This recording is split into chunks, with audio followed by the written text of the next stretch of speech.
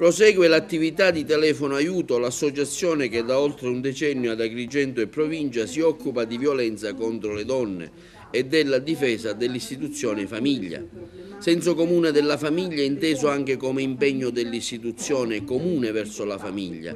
È anche stato il titolo di un convegno che si è tenuto ieri, moderato dalla collega Margherita Trupiano, alla presenza del sindaco Marco Zambuto, di altri rappresentanti delle istituzioni ed esperti del settore.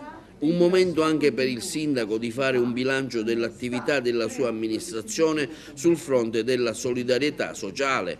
È un momento importante in un tempo in cui si perdono i valori, si perdono i punti di riferimento, il fatto di comprendere come la famiglia serva a tenere unita una società, perché quando ci sono le famiglie forti, dentro le famiglie forti ci sono le persone che si sentono di potere in tempi difficili come quelli che stiamo vivendo, di poter fronteggiare le difficoltà. Allora abbiamo la necessità di rafforzare e di dare questo senso importante alle famiglie per rendere la società più unita, più forte, in un tempo in cui pare che tutto si sfarini, in un tempo in cui pare che tutto si vada a diperdere. Invece abbiamo un messaggio di dover rilanciare proprio il messaggio della famiglia come cellula fondamentale della società. Ad organizzare l'evento, come detto, l'associazione Telefono Aiuto. Vogliamo partire appunto da quello che è il sentire, da quello che è la definizione di famiglia, per arrivare a quello che è oggi la famiglia, il senso della famiglia.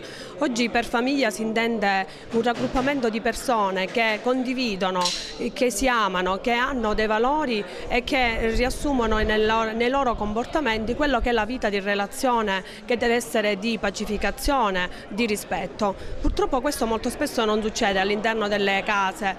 Questo è il Centro Antiviolenza Telefono Aiuto, che promuove anche oggi questa iniziativa, vuole dare appunto alcune direttive a quelli che saranno oggi i nostri uditori, proprio per dare loro la possibilità di interpretare alcuni indicatori che possono essere all'interno della famiglia, che possono essere un'avvisaglia di problematiche, di relazioni tra genitori e figli, tra marito e moglie, in maniera tale da poter chiedere aiuto alle istituzioni, ma soprattutto anche a associazioni come quella nostra, in grado di dare la possibilità di risolvere in maniera pacifica i contrasti che possono esserci.